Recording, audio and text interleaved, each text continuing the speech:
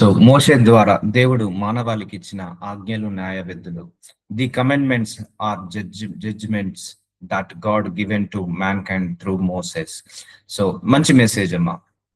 So మనందరికి తెలుసు దేవుడు మోషే ద్వారా ధర్మశాస్త్రాన్ని ఇచ్చాడు అని. సో కొన్ని ఆజ్ఞలు మనకు తెలుసు, కొన్ని ఆజ్ఞలు మనం చదువుకున్న అర్థం కాలేదు, కొన్ని ఆజ్ఞలన్నిటిని కూడా మనము పాటించము, కొన్ని పాటిస్తాము.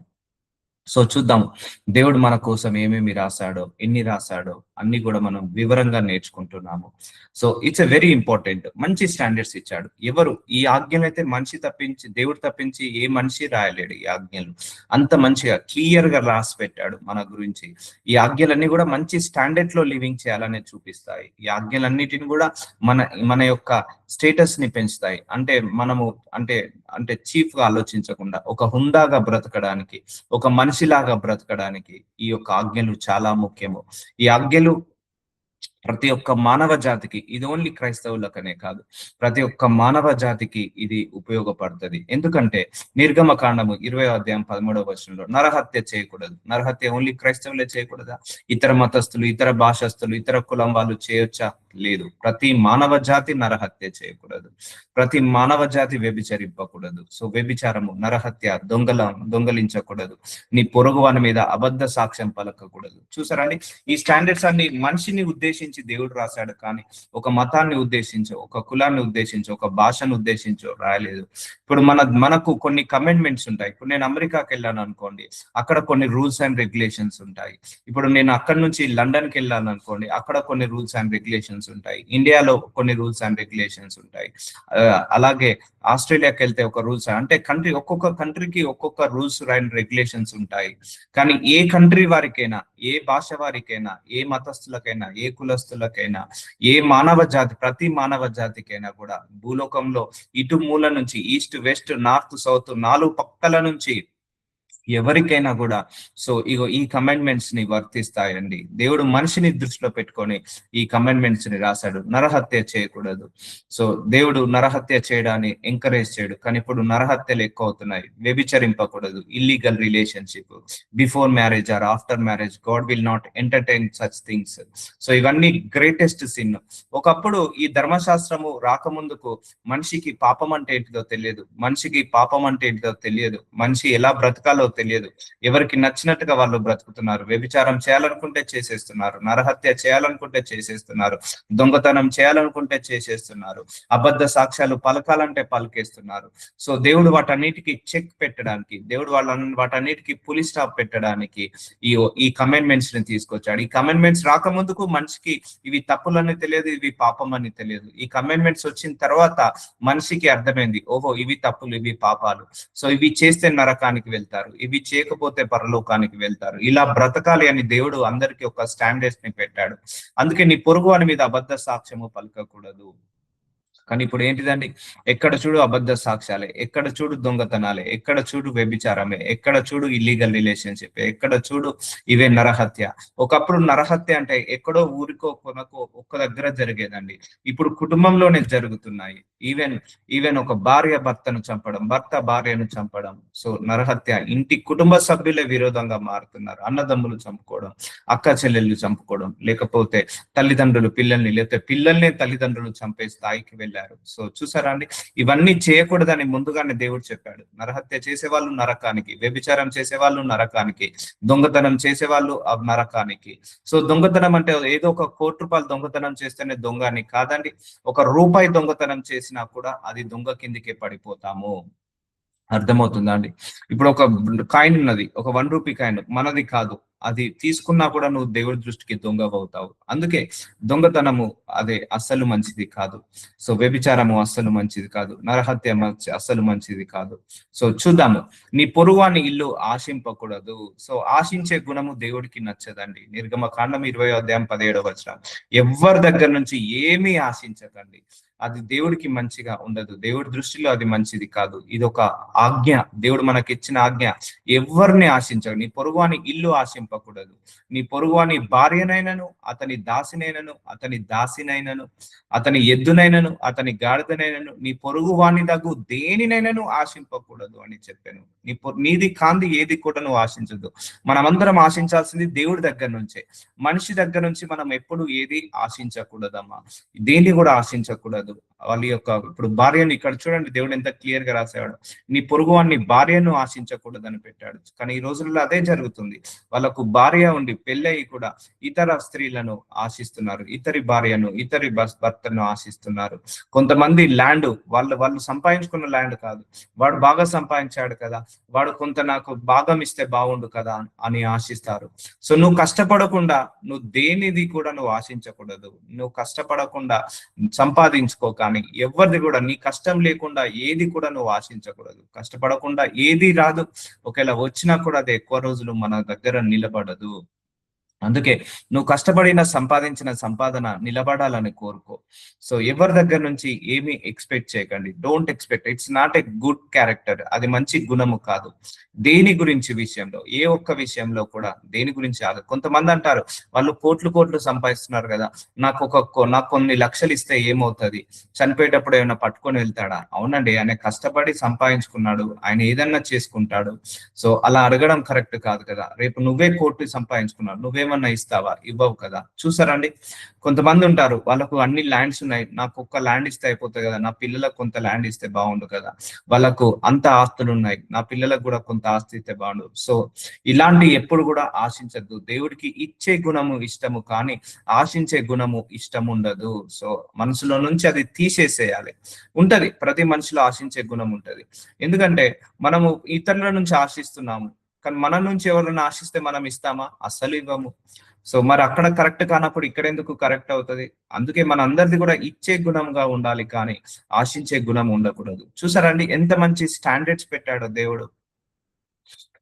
నీ పొరుగువాడిని డబ్బుని ఆశించకు, నీ పొరుగువాడిని ల్యాండ్ని ఆశించకు, నీ పొరుగువాడిది లేకపోతే బంగారాన్ని ఆశించకు, నీది కాంతి ఏది కూడా నువ్వు ఆశించకు.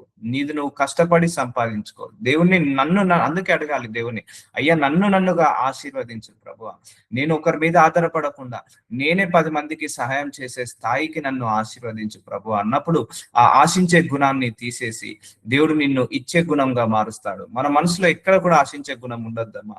నేను ఒకరిది ఇస్తే తీసుకోవడం ఏంటి, నేనే ఒకరికి ఇచ్చే స్థాయిలో ఉండాలని కోరుకోవాలి ఎప్పుడైనా కూడా. చాలా మందికి అది ఉండదు. చాలా మంది వాళ్ళు పెడితే తిందామా, వాళ్ళు పెడితే తాగుదామా, వాళ్ళు పెడితే తీసుకుందామా అని ఉంటుంది. అలా ఎప్పుడు ఉండకూడదు. ఒకరి దగ్గర నుంచి మనం ఆశిస్తున్నామంటే మనం వీఆర్ లైక్ ఏ బెగ్గర్. ఆ రోజు నుంచే మనం బెగ్గర్ స్థాయికి వెళ్తాము.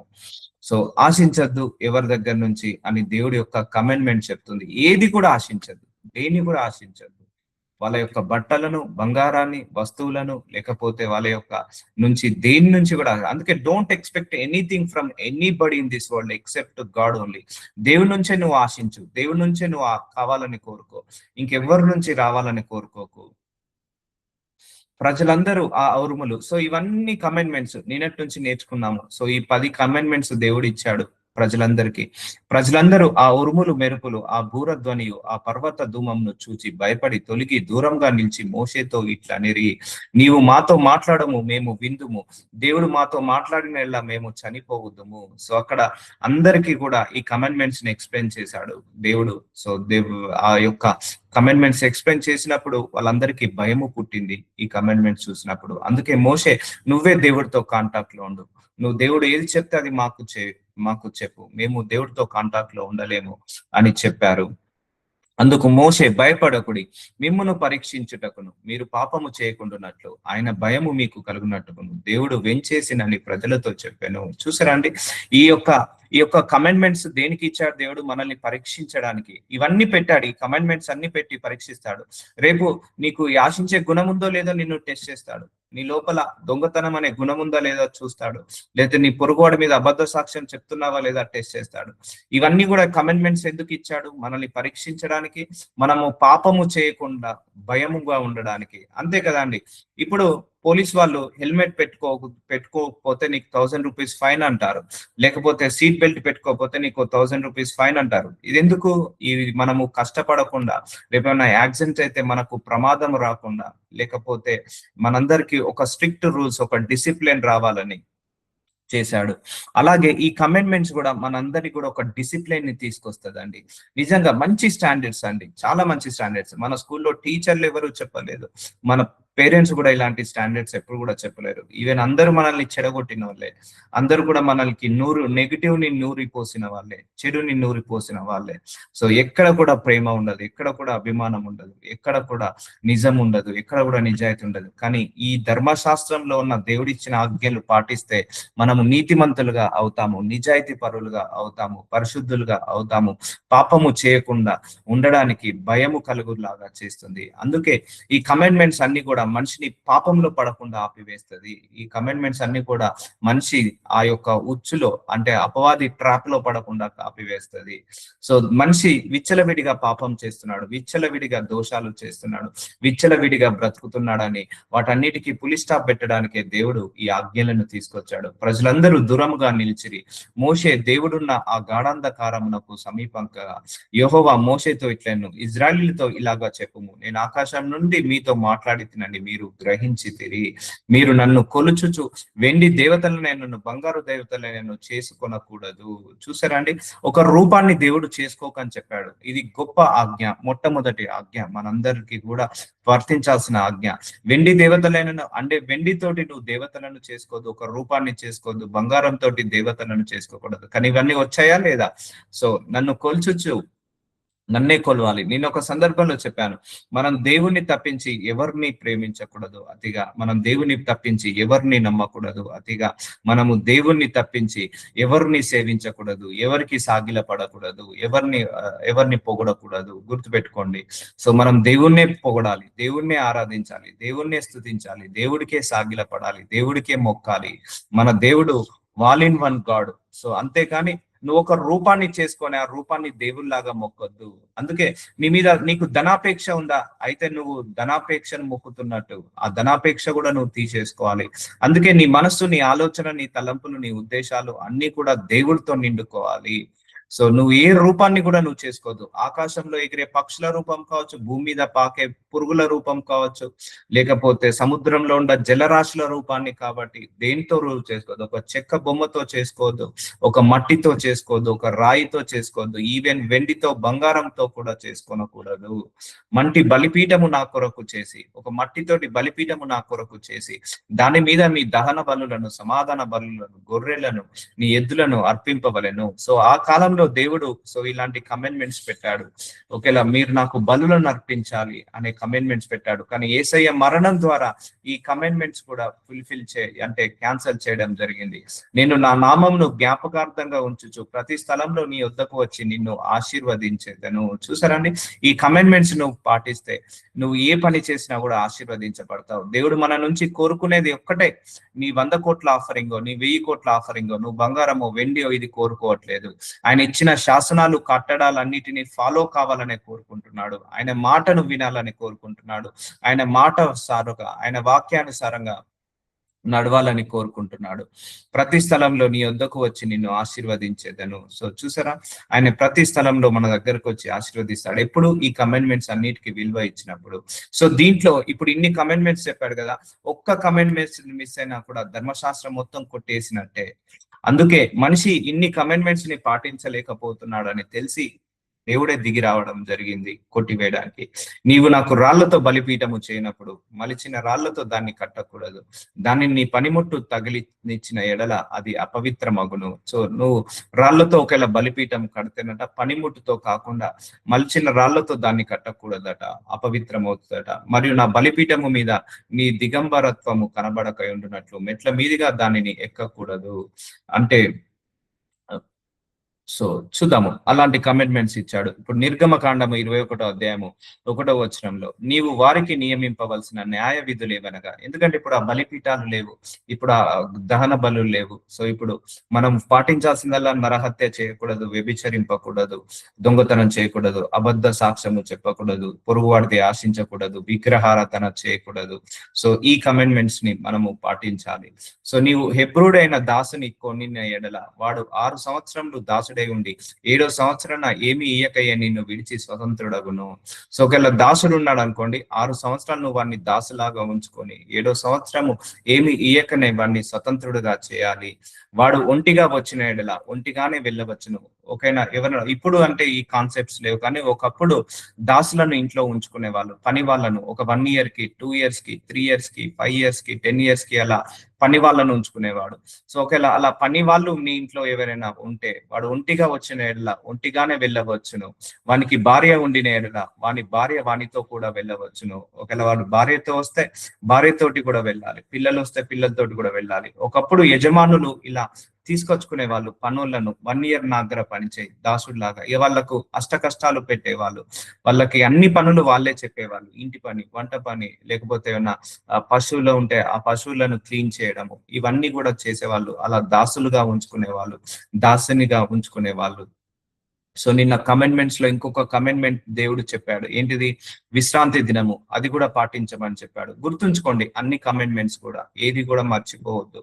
సో ఎందుకంటే ఈ కమెంట్మెంట్స్ అన్ని కూడా మన స్టాండర్డ్ ఆఫ్ లివింగ్ ని పెంచుతాయి, మనకు హై ఎండ్ స్టాండర్డ్ ని పెంచుతాయి. వాని భార్య వానితో కూడా వెళ్ళవచ్చును. వాని యజమానుడు వాని భార్యని ఇచ్చిన తర్వాత ఆమె వాని వలన కుమారులైనను కుమార్తెలైనను కనిలే ఎడల ఆ భార్యయు ఆమె పిల్లలను ఆమె యజమాని సొత్తగుదురు, కానీ వాడు ఒంటిగానే పోవలెను. చూసారండి, వాని యజమానుడు వానికి భార్యని ఇచ్చిన తర్వాత ఆమె వాని వలన కుమారులైనను కుమార్తెలైనను కనిన ఎడల, ఒకవేళ ఆ ఇంట్లో పనివాడికి గనక ఈ యొక్క భార్యనిచ్చి పెళ్లి చేసినప్పుడు ఆ ఎడల ఆ భార్య ఆమె పిల్లలను ఆమె యజమానుని సొత్తగుదురు, కానీ వాడు ఒంటిగానే పోవలెను. అయితే ఆ దాసుడు, నేను యజమానుని, నా భార్యను నా పిల్లలను ప్రేమించుతున్నాను, నేను వారిని విడిచి స్వతంత్రుడనే పూర్ణలని నిజముగా చెప్పిన ఎడల. సో ఈ కమెంట్మెంట్స్ చూడండి, సో ఎలా రాశాడో దేవుడు. ఒకవేళ యజమాని ఉన్నాడు, సో ఒకవేళ ఇంట్లో దాసుడు ఉన్నాడు, ఆ దాసుడికి ఇచ్చి పెళ్లి చేశాడు, పెళ్లి చేసిన తర్వాత పిల్లలు కన్నాడు ఆ దాసుడి ద్వారా, ఆ దాసుడు ఆ పిల్లల్ని కన్నాడు అనుకోండి, వాళ్ళు అందరూ కూడా వెళ్ళొచ్చు. ఒకవేళ ప్రేమిస్తున్నాడు, నేను ప్రేమిస్తున్నాను అన్నప్పుడు వాళ్ళతో పాటు కూడా ఈయన తీసుకోవచ్చు. నేను చెప్పిన ఎడల వాని యజమానుడు దేవుని యొద్దకు వానిని తీసుకొని రావలెను, మరియు వాని యజమానుడు తలుపు నొద్దకైనను ద్వారబంధము నొద్దనైనను వాని తోడుకొని పోయి వాని చెవిని కదురుతో గుచ్చవలెను. తర్వాత వాడు నిరంతరము వానికి దాసుడై ఉండును. ఒకడు తన కుమార్తెను దాసిగా అమ్మిన ఎడల, సో ఒకరి కుమార్తెను దాసిగా అమ్మిన ఎడల దాసులైన పురుషులు వెళ్ళిపోవునట్లు అది వెళ్ళిపోకూడదు. సో చూసారా అండి, ఒక కుమార్తెను దాసిగా అమ్మిన ఎడల, సో ఒకప్పుడు ఉండే ఇలా దాసి అని దాసత్వం ఉండే ఆ కాలంలో, పని వాళ్ళలాగా తీసుకున్నారు, పని వాళ్ళలాగా వాళ్ళు నియమించుకునే వాళ్ళు. దాసులైనను పురుషులు వెళ్ళిపోనట్లు అది వెళ్ళిపోకూడదు. దానిని ప్రదానము చేసుకొనిన యజమానుని దృష్టికి అది ఇష్టరాలు కాని ఎడల అది విడపబడినట్లు అవకాశమునియ్యవలెను. దాన్ని వచించినందున అన్యజనులకు దానిని అమ్ముటకు వానికి అధికారము లేదు. సో తన కుమారునికి దాని ప్రదానము చేసిన ఎడల కుమార్తెల విషయమైన న్యాయ విధిని బట్టి దాని ఎడల జరిగింపవలెను. సో తన కుమారునికి దాని ప్రదానము చేస్తే, ఒకవేళ పెళ్లి చేస్తే ఆ కుమార్తెల విషయమై న్యాయ విధిని బట్టి దానిని జరిగింపవలెను. ఆ కుమారుడు వేరొక దానిని చేర్చుకొనినను మొదటి దానికి ఆహారమును వస్త్రమును సంసార ధర్మమును తక్కువ చేయకూడదు. ఒకవేళ వాళ్ళ ఇంట్లో పిల్లలే గనక ఆ దాసిని ప్రేమించి పెళ్లి చేసుకుంటే అందరికీ సమానంగా చూడాలి అని చెప్పాడు. ఈ మూడును దాన్ని కలగ చేయని ఎడల అది ఏమీ ఇయ్యక స్వతంత్రురాలైపోవచ్చును. నరుని చావగొట్టిన వానికి నిశ్చయంగా మరణ శిక్ష విధింపవలెను. చూసారా అండి, ఆ కాలంలో ఒక మనిషిని చంపేస్తే మళ్ళా తిరిగి ఆ మనిషిని చంపాల్సిందే. సో అలాంటి మరణ శిక్ష, ఎందుకంటే కంటికి కన్ను పంటికి పన్ను ఉండేది. సో ఇలాంటి ఆజ్ఞలు ఉండేది ఒకప్పుడు. ఇవన్నీ రూల్స్ రెగ్యులేషన్స్ ఈ స్టాండర్డ్స్ లో నువ్వు బ్రతకాలని చెప్పేవాడు. ఈవెన్ పని వాళ్ళను కూడా ఎలా ట్రీట్ చేయాలి, ఒకవేళ నీ పనివాడు నీ దగ్గర పని చేస్తే వాడిని ఎలా ట్రీట్ చేయాలి, ఎన్ని సంవత్సరాలు ఉంచుకోవాలి, ఎన్ని సంవత్సరాల తర్వాత వాళ్ళను విడుదల చేయాలి అని ఆయన దేవుడు అన్ని కూడా ఎక్స్ప్లెయిన్ చేసి పెట్టాడు. ఒకవేళ ఆడవాళ్ళు పనివారిగా ఉంటే ఎలా, మగవారు పని వాళ్ళలాగా ఉంటే ఎలా అని రాసి పెట్టాడు. సో నరుణ్ణి చావగొట్టిన వానికి నిశ్చయంగా మరణ శిక్ష విధింపవలెను. అయితే వాడు చంపవలనని పొంచి ఉండకయే దైవికంగా వాని చేత ఆ హత్య జరిగిన ఎడల వాడు పారిపోగల ఒక స్థలమునకు నీకు నిర్ణయించేదను. సో అలా జరుగుతున్నది. సో ఆ కాలంలో అయితే ఒకడు తన పొరుగు వాని మీద దౌర్జన్యంగా వచ్చి కపటముగా లేచి ఏడేలా వాడు నా బలిపీఠమును ఆశ్రయించి వానిని లాగివేసి చంపవలెను. సో ఒకప్పుడు ఇలా కమిట్మెంట్స్ ఉన్నాయండి. ఇమ్మీడియట్ గా చంపేవాళ్ళు, నరహత్య చేస్తే చంపేవాళ్ళు, వ్యభిచారిస్తే రాళ్లతో కొట్టి చంపేవాళ్ళు. సో ఇన్ని కమిట్మెంట్స్ వచ్చినా కూడా మనిషి ఆగలేకపోతున్నాడు, ఆపుకోలేకపోతున్నాడు. ఆ పాపము అలా నెట్టివేస్తుంది మనిషిని ఆ బంధకాల్లోకి నెట్టివేస్తుంది. సో ఇలా చెప్పుకుంటూ పోతే చాలా చాలా చాలా చాలా చాలా రాసి పెట్టాడు దేవుడు. ఇప్పుడు మనం పాటించాల్సింది ఒకటి, విగ్రహారాధన అది అస్సలు చేయకూడదు. నరహత్య అస్సలు చేయకూడదు. వ్యభిచారము అస్సలు చేయకూడదు. నీ పొరుగువాడిది ఆశించకూడదు. మోసము, దౌర్జన్యాలు ఇవన్నీ కూడా చేయకూడదు. కపటముగా చంపలేచిన ఎడల వాడు నా బలిపీఠమును ఆశ్రయించినను వాడిని లాగివేసి చంపవలెను. తన తండ్రినైనను తల్లినైనను కొట్టువాడు నిశ్చయంగా మరణ శిక్ష నందును. చూసారా అండి, తల్లిదండ్రులను ఎప్పుడు కూడా కొట్టద్దు, చేయెత్తద్దు. వాళ్ళ మీదకి ఏదైనా ఉంటే మాట్లాడుకోవాలి, ఏమైనా ఉంటే కూర్చొని మందలించుకోవాలి. కానీ తల్లినైనను తండ్రినైనను కొట్టువాడు నిశ్చయంగా మరణ శిక్ష నందును. ఒకడు నరుణ్ణి దొంగిలించి అమ్మినను తన యొద్ద నుంచుకొనెను వాడు నిశ్చయంగా మరణ శిక్ష నందును. ఒక నరుణ్ణి దొంగిలించి అమ్మినను తన యొద్ద నుంచుకొనినను. సో ఒకరు నరుణ్ణి దొంగలించి అమ్మినను. సో లేకపోతే ఒకరిని దొంగలిస్తుంటా అంటారు కదా, ఇప్పుడు అదే జరుగుతుంది. మనిషి కిడ్నాప్ చేసుకుంటున్నాడు, చిన్న పిల్లల్ని కిడ్నాప్ చేస్తున్నాడు. చేసి ఏం చేస్తున్నారు, వేరే దేశాలకు అమ్ముతున్నారు. చూసారండి, దేవుడు కొన్ని వేల సంవత్సరాల క్రితమే రాసి పెట్టాడు మనిషిని కిడ్నాప్ ఎప్పుడు చేయొద్దు, అది కూడా నేరమే అండి.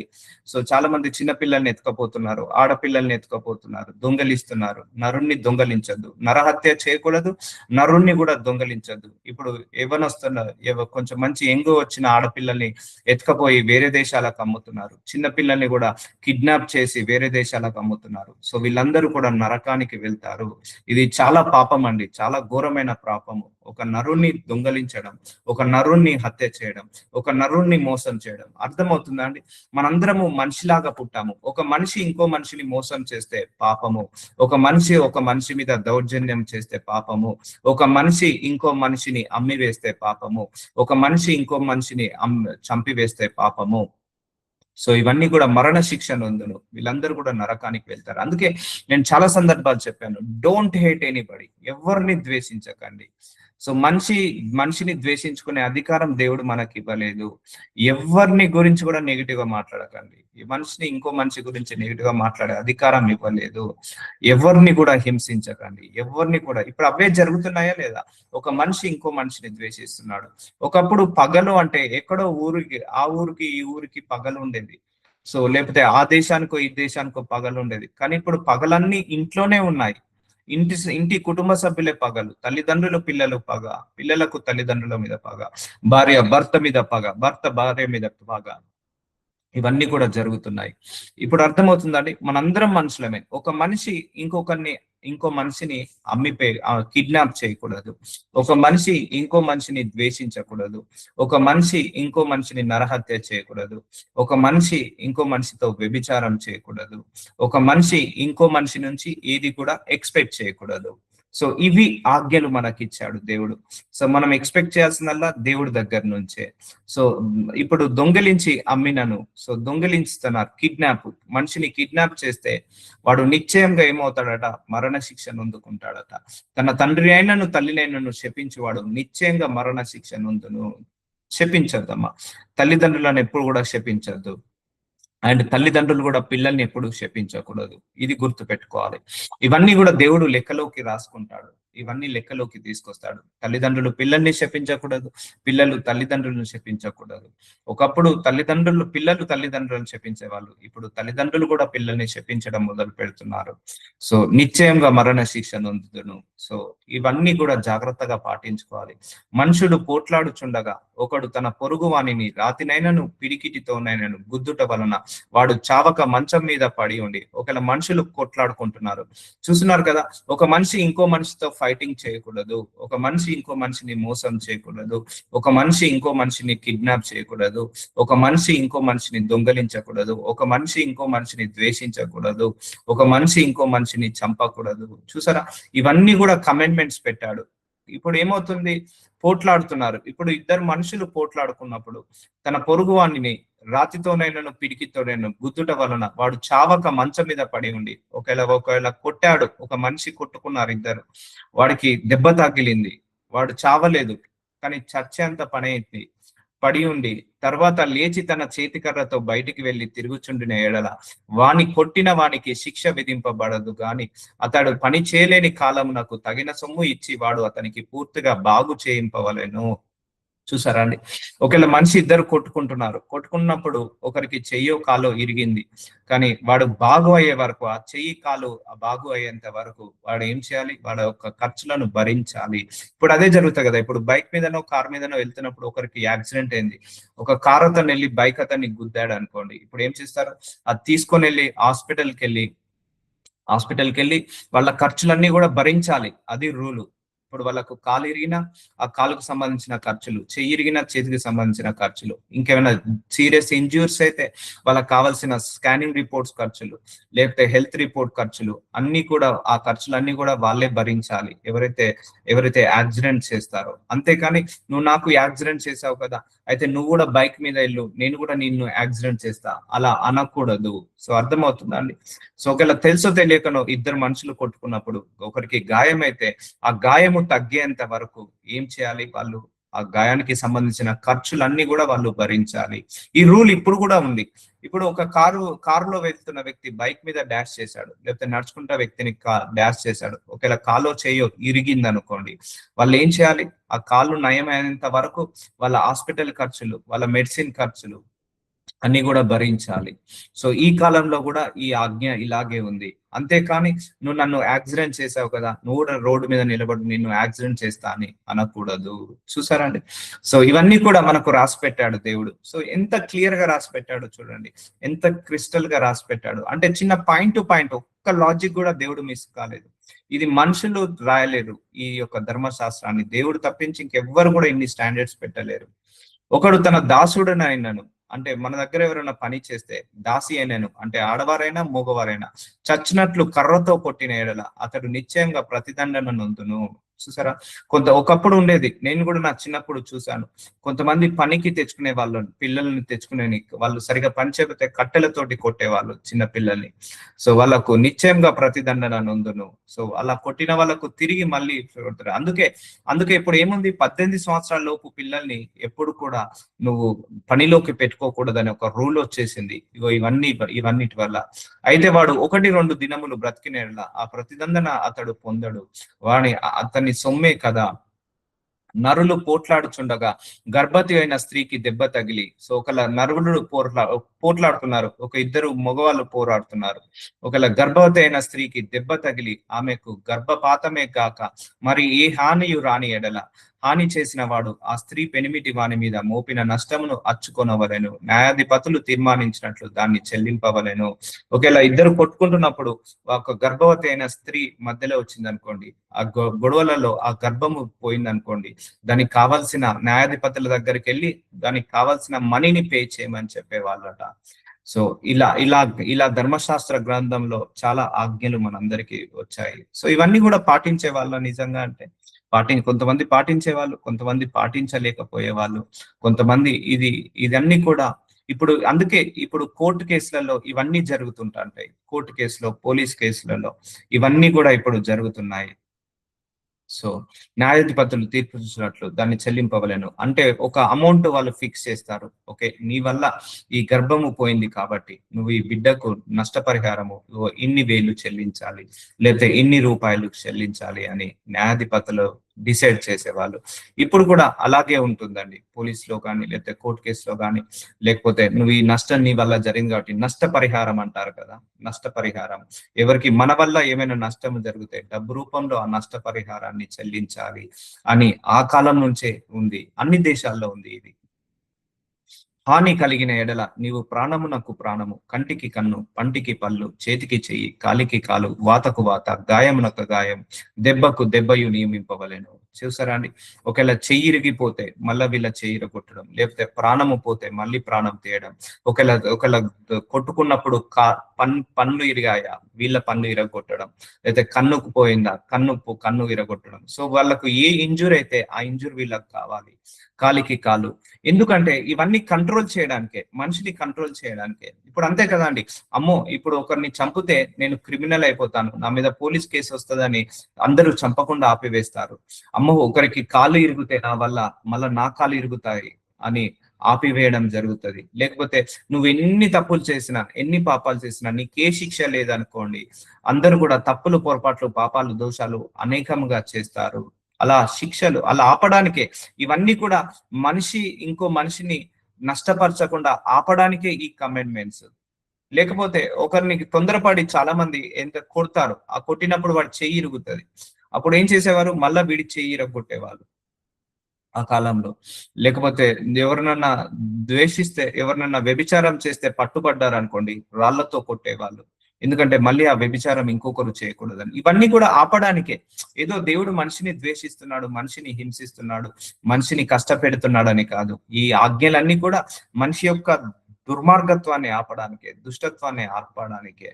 ఇప్పుడు మన దగ్గర కూడా పోలీస్ వాళ్ళు, గవర్నమెంట్ వాళ్ళు, ఇండియన్ గవర్నమెంట్ వాళ్ళు కనుక అన్ని రూల్స్ తీసేశారు, మీ ఇష్టరాజ్యం అన్నారు అనుకోండి, ఇక ఎన్నో జరుగుతాయి, ఎన్నో ఘోరాలు ఎన్నో రాజ్యాల్లో జరుగుతాయి. అందుకే ఈ లాస్ ఎప్పుడైనా కూడా మనిషిని పాపం చేయకుండా ఆపివేస్తుంది. ఇప్పుడు చాలా మంది కూడా వ్యభిచారం చేస్తారు, వ్యభిచారం చేస్తే కేసు అవుతుంది అని పెట్టారు అనుకోండి, స్ట్రిక్ట్ గా ఒక 10 లక్షల జరిమానాను భరించాలి అని పెట్టారు అనుకోండి, అది చేయడం ఆపేస్తారు. సో ఇవన్నీ కూడా దేవుడు ఇచ్చింది ఎందుకు, వాతకు వాత, గాయమునకు గాయము, దెబ్బకు దెబ్బ నియమింపవలెను. సో నువ్వు ఇతరులకు ఏ నష్టమైతే కలగ చేస్తావో అదే నష్టము నువ్వు కూడా భరించాలి అని కండిషన్ పెట్టాడు దేవుడు. సో ఇవన్నీ కూడా ఆపడానికే గాని మనిషిని నాశనం చేయడానికి కాదు. ఇలా చేస్తేనన్న భయం ఉంటుంది, ఇలా చేస్తేనన్న మనిషి కంట్రోల్లో ఉంటాడని చెప్పడానికి దేవుడు ఇలా కండిషన్స్ పెట్టాడు. చూసారా, ఒక పనివాడి విషయంలో కూడా దేవుడు ఎంతగా ఆలోచించి పెట్టాడు. నీ దగ్గర ఎంత కాలం పని చేయాలి, ఎవరు పని చేయాలి, ఒకవేళ గర్భంతో ఉన్న స్త్రీకి నీ వల్ల నష్టం జరుగుతాయి ఏమి చేయాలి, ఒకవేళ నీ వల్ల ఒకరి పొరుగువాడికి ఏమైనా ఇబ్బంది జరుగుతాయి, నీ వల్ల పొరుగువాడికి ప్రమాదం జరుగుతాయి ఏం చేయాలి, ఒకవేళ తెలిసి చేస్తే ఏం చేయాలి, ఒకవేళ తెలియక చేస్తే ఏం చేయాలి, ఇవన్నీ కూడా దేవుడు రాసి పెట్టాడు. అందుకే ఈ గ్రంథంలో ఉన్న స్టాండర్డ్స్ అన్ని కూడా పాటిస్తే మనిషి ఏ తప్పులో పడడండి. ఈ బైబిల్ ప్రకారం పాటిస్తే ఏ తప్పులో పడదు. అందుకే బైబిల్ చదివిన తర్వాత నాకు చాలా సర్ప్రైజ్ అయింది ఇదే అండి. ఇప్పుడు దేవుడు ఏదైతే రాశాడో కంప్లీట్ ఆపోజిట్ నడుస్తుందా లేదా. నీ పొరుగువాన్ని ఆశించకన్నాడు దేవుడు. ఇప్పుడు అందరికీ ఉంటది ఆశించే గుణము.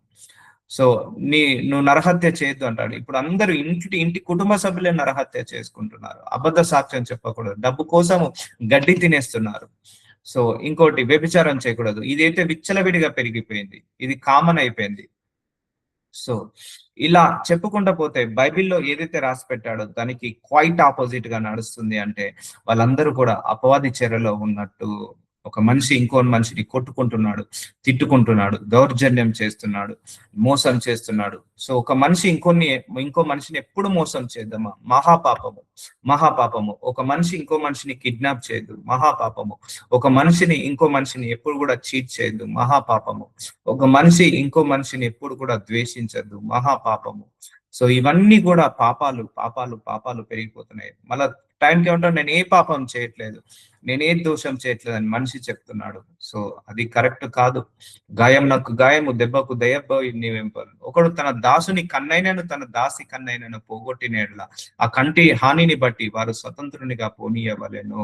వాడు తన దాసుని పల్లైనను తన దాసి పల్లైనను ఊడగొట్టినేలా ఆ పంటి నిమిత్తం వారిని స్వతంత్రులుగా పోనీయవలెను. ఒకవేళ వాళ్ళ దాసులు ఇంట్లో పని వాళ్ళు పని చేస్తున్నారు అనుకోండి, ఒకవేళ ఆ పని వాళ్ళు పల్లైనను లేకపోతే కళ్ళైనను ఊడిపోయారు అనుకోండి, వాళ్ళను ఫ్రీగా వదిలేయాలి. అంటే వికలాంగులతోటి పని చేయించుకోకూడదు ఎప్పుడైనా కూడా. దేవుడిచ్చిన వాగ్దానం ఏంటిది, దేవుడిచ్చిన కమెంట్మెంట్స్ ఏంటంటే ఈ ప్రకారం ఒకవేళ కన్ను పోయిందా వాడిని ఫ్రీగా వదిలేయాలి. ఎందుకంటే ఒకప్పుడు దాసుల మీద చాలా అధికారం చెలాయించేవాళ్ళు. యజమానుడు అంటే ఇక వాడు ఏది చెప్తే అది చేయాలండి. ఒకప్పుడు మన ఇంట్లో పని చేసే వాళ్ళకు ఇప్పుడంటే పనులు ఒక మాట చెప్తే వింటలేరు. కానీ ఒకప్పుడు ఒక మనిషిని కొనుక్కున్నాడు. ఒక 20 వెండి నాణాలకు, 30 వెండి నాణాలకు ఒక మనిషిని కొనుక్కొని ఇంట్లో ఇంట్లో పనివాడిగా చేశాడంటే వాడిని అష్ట కష్టాలు పెట్టేవాళ్ళు ఆ యజమానులు. ఏంటంటే కంప్లీట్ అధికారం ఆ యజమానుడికే ఉండేది. కూర్చోమంటే కూర్చోవాలి, నిలబడితే నిలబడాలి, ఏ పని చెప్తే అది చేయాలి, నో అనకుండా చెప్పాలి. ఒకవేళ ఆ దాసుడు గనక వికలాంగుడైతే ఆ వికలాంగుని ఏం చేయమంటున్నాడు దేవుడు? ఫ్రీగా వదిలేసేయండి, స్వతంత్రులుగా పోనీయండి అని అంటున్నాడు. ఎందుకంటే వాళ్ళ దగ్గర పని చేయడానికి వచ్చినప్పుడు వీళ్ళు కొనుక్కునే వాళ్ళు, ఆ దాసులను ఆ దాసులను కొనుక్కునే వాళ్ళు. కొనుక్కున్న వాడికి వీడికి కంప్లీట్ అథారిటీ ఉంటది, ఏ పనైనా చేపించుకోవాలి అన్న అధికారం ఉంటది. సో అలాంటి అధికారంలో ఉన్నప్పుడు, అలాంటి పని చేస్తున్నప్పుడు ఒకవేళ ఆ దాసుడికి గాని ఆ దాసుడికి గాని ఏమైనా ఇబ్బంది కలిగితే, ఏమైనా అనారోగ్య సమస్య వస్తే, ఏమైనా వికలాంగుడైతే వాళ్ళను ఫ్రీగా వదిలేయాలి అంటున్నాడు. ఎద్దు పురుషునైనను స్త్రీనైనను చావ పొడిచిన ఎడల, ఒకవేళ ఇంట్లో ఎద్దు ఉంది, ఒకవేళ స్త్రీని గాని పురుషుని గాని చావ పొడిచిన ఎడల నిశ్చయంగా రాళ్లతో ఆ ఎద్దును చావ కొట్టవలెను. చూసారా అండి? ఒకవేళ ఆ ఎద్దు వచ్చి ఒక మనిషిని చంపింది అనుకోండి, ఆ ఎద్దును నిశ్చయంగా రాళ్లతో ఆ ఎద్దును చావ కొట్టవలెను, దాని మాంసము తినకూడదు. అయితే ఆ ఎద్దు యజమానుడు నిర్దోషి అగును. చూసారా? ఒకవేళ ఒక యజమానుడికి ఒక ఎద్దు ఉంది, ఆ ఎద్దు వెళ్ళి ఒక స్త్రీని పురుషుని చంపేసింది అనుకోండి, ఆ ఎద్దుని చావగొట్టాలి. చంపిన తర్వాత దాని మాంసం తినకూడదు. అయితే ఆ ఎద్దు యజమానుడు నిర్దోషి అగును, ఆ ఎద్దు యొక్క యజమాని నిర్దోషి అగును. ఎందుకంటే ఆ ఎద్దు తప్పు చేసింది కానీ ఆ యజమానుడు తప్పు చేయలేదు, కాబట్టి అతడు నిర్దోషి. చూసారా అండి? ఎంత చిన్న పాయింట్ కూడా దేవుడు రాసి పెట్టాడు. అంటే జంతువులు కూడా మనిషికి హాని చేస్తే ఎలా ట్రీట్ చేయాలి. అందుకే ఇట్స్ ఎ గ్రేట్ బుక్ అండి. ఇంత చిన్న చిన్న మైనర్ పాయింట్స్ కూడా ఏ మనిషి చెప్పలేడు, ఏ మనిషి కూడా రాయడు. ఇట్స్ ఎ కాన్స్టిట్యూషన్ అంటారు. ఇండియన్ కాన్స్టిట్యూషన్ లో ఎలాగైతే రాయబడ్డాయో ఇవన్నీ మానవ జాతి కాన్స్టిట్యూషన్. ఇప్పుడు అంతే కదండి, ఇప్పుడు బయటికి వెళ్దాం మనం, ఫర్ ఎగ్జాంపుల్ ఒక యజమాని కుక్క వచ్చి మనల్ని కరిచింది అనుకో, ఆ కుక్క తప్పు కానీ ఆ యజమానుడి తప్పు కాదు కదా. సో అలాగే ఆ ఎద్దు ఒకవేళ మనిషిని చంపితే ఆ మనిషి ఆ యజమానుడి తప్పు ఉండదు, ఆ కుక్క ఆ యొక్క ఎద్దుదే తప్పు కదా. అయితే దాన్ని చావగొట్టాలి. ఎందుకంటే అది ఇప్పుడు దాన్ని చావగొట్టలేదు అనుకో, అది మళ్ళీ ఇంకా నలుగురిని చంపేస్తుంది. అయినా దాని మీద యాక్షన్ తీసుకోలేదు అనుకో, ఇంకో 10 మందిని చంపేస్తుంది. ఎందుకంటే ఒక ఎద్దు ఒకరిని చావడం మొదలు పెడుతుందంటే ఇక అది చంపుతూనే ఉంటది, అందరి మీద దాడి చేస్తూనే ఉంటది. సో అందుకు దేవుడు ఈ కమెంట్మెంట్ పెట్టాడు. ఎందుకంటే నష్టము జరగకుండా, ఇది ఏం లేదు, ఇది కనికరం చూపించడం అని కాదు, లేకపోతే దేవుడికి కసాయి వాడనే కాదు, మళ్ళీ ఇలాంటి డ్యామేజ్ మళ్ళీ జరగకుండా ఆపడానికే ఇది చేస్తున్నాడు దేవుడు. సో అర్థమవుతుందా అండి? ఒక మనిషిని ఎలా ఎలా కాపాడుకోవాలి, దేవుడు అన్ని రకాలుగా ఆజ్ఞలను తీసుకొచ్చాడు. ఇప్పుడు ఇదే ఎద్దుంది, ఇద్దరిని చంపింది, వాడు ఏం చేయలేదు, దాన్ని యాక్షన్ తీసుకోలేదు, మళ్ళీ నలుగురిని చంపేస్తుంది. సో అర్థమవుతుందండి? దేవుడు మనిషికి అంత విలువ ఇచ్చాడు. మనిషి నశించిపోవద్దు, మనిషి కష్టపడద్దు, మనిషి బాగుపడాలని దేవుడు ఇన్ని ఆజ్ఞలను తీసుకొచ్చాడు. ఇంకా చాలా బ్యూటిఫుల్ ఉన్నాయండి, మంచి మంచి ఆజ్ఞలు ఉన్నాయి. చిన్న చిన్న మైనర్ కూడా రాసి పెట్టాడు దేవుడు. ఆ ఎద్దు అంతకు ముందు పొడిచినది అని దాని యజమానునికి తెలుపబడినను. సో చూసారా, ఆ ఎద్దు ఒకవేళ అంతకు ముందు పొడిచిందని దాని యజమానునికి తెలుపబడినను, వాడు దాని భద్రము చేయకుండుట వలన అది పురుషునైనను స్త్రీనైనను చంపినేడల ఆ ఎద్దును రాళ్లతో చావగొట్టవలెను, దాని యజమానుడు మరణ శిక్ష నొందవలెను. ఒకవేళ అంతకు ముందే ఇద్దరిని చంపేసింది, అయినా కూడా ఆ ఎద్దుని వాడు కంట్రోల్ చేయట్లేదు, భద్రము చేయట్లేదు, ఆ ఎద్దుని హ్యాండిల్ చేయట్లేదు, లేకపోతే దాన్ని కట్టేసి ఉంచట్లేదు. ఇప్పుడు అంతే కదండి, ఊర్లలో చూడండి, ఒక ఎద్దులు కొన్ని పొగురుబోతు ఎద్దులు ఉంటాయి, పొగురుబోతు గిత్తెలు ఉంటాయి, వాటి కాళ్ళకు సంకెళ్ళు వేస్తారు, లేకపోతే వాటి మెడలో ఒక దూలం కడతారు. అవేంటిది, ఇతరులను దాడి చేయకుండా, స్పీడ్ గా రన్ చేయకుండా. ఒకవేళ అలా చేయకుండా ఆల్రెడీ ఒక ఇద్దరిని చంపేసింది ఆ ఎద్దు, చంపేసిన తర్వాత కూడా ఈ యొక్క యజమానుడు యాక్షన్ తీసుకోకపోతే మళ్ళీ ఒక నలుగురిని చంపేస్తే ఆ ఎద్దును చంపేయాలి, ఆ ఎద్దుతో పాటు ఆ యజమానుని చంపేయాలి. ఎందుకంటే ఆ యజమానుడు ఏ యాక్షన్ తీసుకోలేదు, ఆ యజమాని ఏ ప్రికాషన్ తీసుకోలేదు, ఆ ఎద్దు విషయంలో సరిగా బంధించలేదు, భద్రము చేయలేదు. అందుకే ఆ ఎద్దు మళ్ళీ డ్యామేజ్ చేయకుండా కాపాడలేదు, కాబట్టి ఇతను కూడా మరణ శిక్ష ఉండాలి అని దేవుడు పెట్టాడు.